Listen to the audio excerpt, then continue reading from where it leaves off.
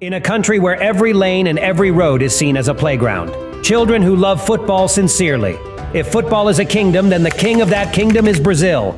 Brazil is widely regarded as the greatest football nation in the world, and for good reason. The Sows have won the World Cup 5 times, more than any other national team.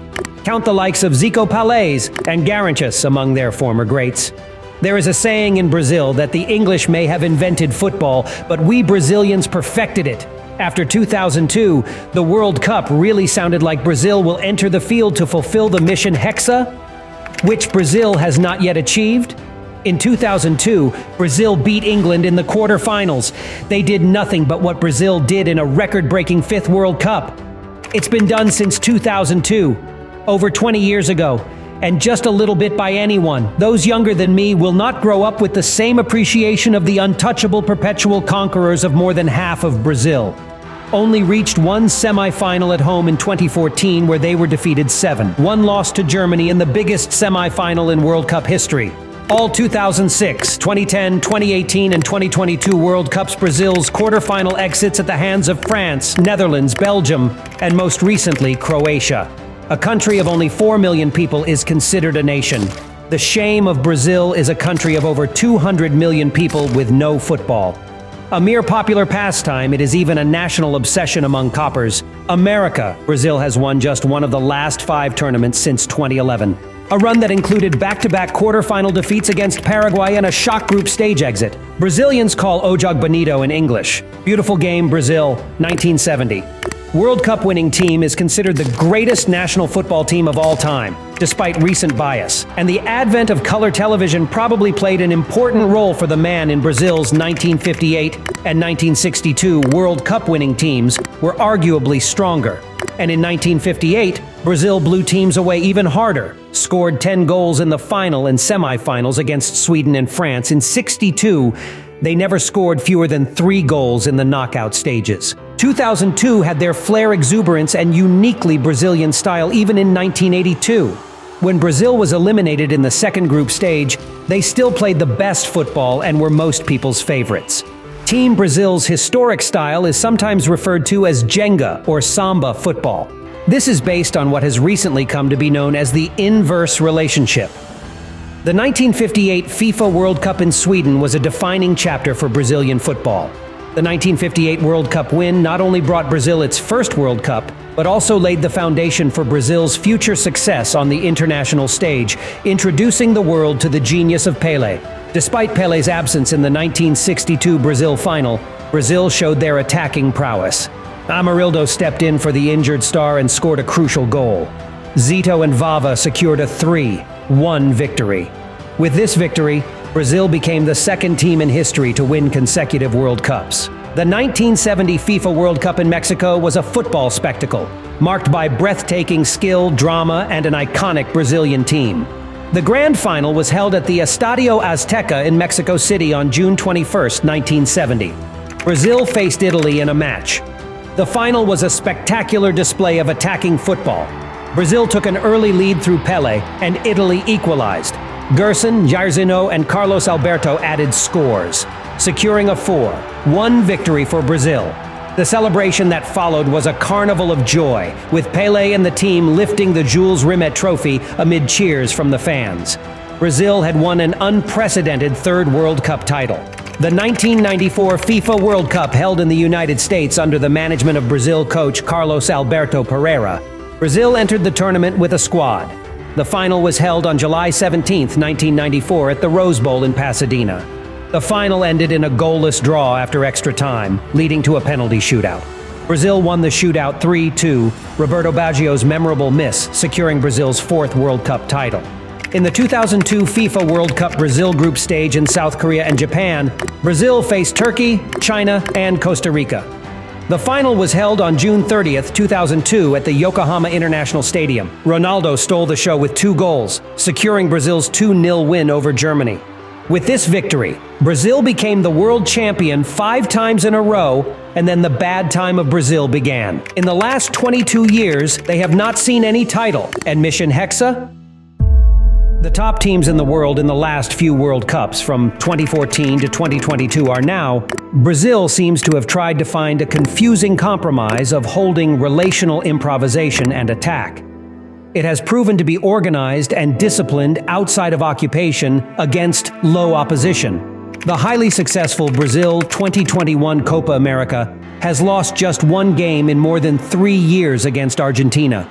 4.5 years since the start of the 2022 World Cup before the final, over 40 matches between the 2018 World Cup quarter-final loss to Belgium and the start of the World Cup. At the 2022 World Cup, Brazil have only conceded more than 1 goal twice, a draw with Colombia and a 4-2 win by Peru against Senegal and Brazil. Their most recent international marked the first time that Salah have conceded 3 or more goals. A whole 9 years have passed since the 2014 World Cup in one game. The knockout stage of the World Cup is tough against elite-level opposition, but not like Brazil. Their post-2002 World Cup has been all but scrapped. Fine margins or they don't see loads of possibilities, but they struggle to keep that important word under control. Synonymous with Guardiola and the team's best positional style against Croatia. Brazil created the better chances in Qatar and probably had 11 shots that should have won the game in normal time. The goal therefore won Croatia, and on another day either they could have been more ruthless in front of goal, or Dominik Livakovic may not have been as brilliant, but they never dominated the game or looked in control. Croatia actually saw slightly more of the ball than Brazil, 51-49, and Brazil passed 684-694.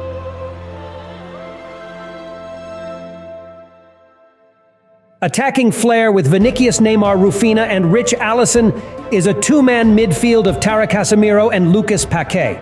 Perhaps unsurprisingly, given that they never quite got to grips with Marcelo Brozovic, Mateo Kovacic, and Luka Modric. Croatia had the numerical advantage, and the caliber of those three midfielders increased. It is difficult for Brazil to retain their unique style and identity when most of their best players are no longer playing. What is often forgotten when going out week in and week out in Brazil is the phenomenon of the South American international game.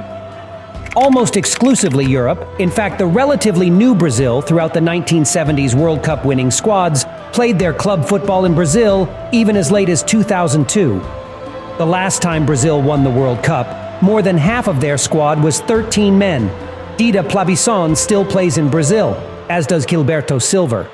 And half of the 10 players who have played abroad are Ronaldinho and Kaká Nilsson Roque Jr. De Nilsson and Jr. are playing in Brazil in the final 2 years of the 2022 World Cup. In contrast, only 3 members of the Brazil team still play their club football in South America. The third preferred goalkeepers are two-time caps forward Pedro and Flamengo veteran Weatherton. I don't necessarily agree with the sentiments expressed by many Europeans that winger Everton Ribeiro works with Brazil, has to adapt or modernize in football. Returning to the top in football strategies are cyclical, but it is undoubtedly much harder for Brazil. Retain their style when most of their players haven't played that way at club level for many years. The unacknowledged challenge for the Brazilian game, I think, is the recent dominance of the Premier League in the 1990s. The 2000s and even the 2010s were when Brazilians moved to Europe for more money and a new challenge. Most of them went to Italy or Spain or sometimes as far as Germany, Portugal, and the Netherlands. If you see great Brazilians in La Liga, they are less likely to come to the Premier League, be it Ronaldo, Romario Rivaldo, or Ronaldinho, or Cafu Kaká at Sevilla. And Falcao, you're talking about defining players in that division of the Premier League, sometimes some very good Brazilian players ahead of 2020, especially Janenio Gilberto Silva and Fernandinho. But there, they don't fall into the same bracket. Brazil is that on the balance of things, it has had a detrimental effect on the development of Brazilian players. And so the Brazilian national team, and obviously not the strength of Brazilian domestic football as a whole. Only the most talented wonder kids have been plucked from Brazil, although increasingly it's players of all ages, and varying degrees of talent or potential sacrifice because they could make 3 times as much money elsewhere. More Brazilians have played or are playing in the Chinese Super League than players from any foreign country. 5 times more than pro-Chinese and pro-Saudi Brazilians League, or those who have participated in the Saudi Pro League than players from countries other than Saudi Arabia from Saudi Arabia. The state is significantly increasing investment in football for domestic promotion purposes, such as Safranio Roberto Firmino, Malcolm Talisca, Alex Telles, Paulo Victorino. And most notably, of course, Neymar has all made the desert their new home after the Brazilians. Also plays in Mexico's MX League, where salaries are often higher than in Brazil, especially for the middle class. Expectations for the Brazilian national team may be different from any other national team in the world, while that handful of teams include Argentina, France, Germany, Spain, England, and Italy. They actually qualify and go into the World Cup, hoping they can win it, and fairly confident they will. Reach the next level when they have a competitive team, but mostly Brazilians. Not going to every World Cup hoping, but hoping that Brazil will win every World Cup. For the past 5 tournaments, Brazilian fans and pundits have talked about adding that 6th star to Brazil.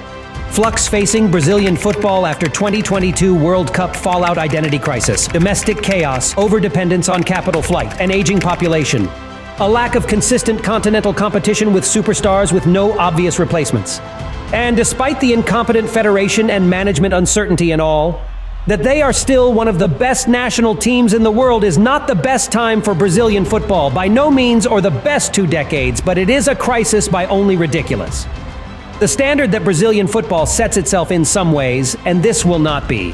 The popular comparison is that Brazilian football feels a bit like English football when I was all growing up in Salsao. There is talent, they still have some great players, but they lack identity and belief and an expectation, or even the pride of going into a tournament that leaves the nation with egg on its face is a sense of immobility. Stagnation and mindsets that are full of hard luck stories can be difficult to shift Brazil. Basking in nostalgia, are in much better shape than England were on their lowest debut, but expectations are the same. For that 6th star, the heavier and longer the wait becomes burdensome. That's it for today's video, but thank you all so much for watching. Let me know your thoughts on the matter in the comments below.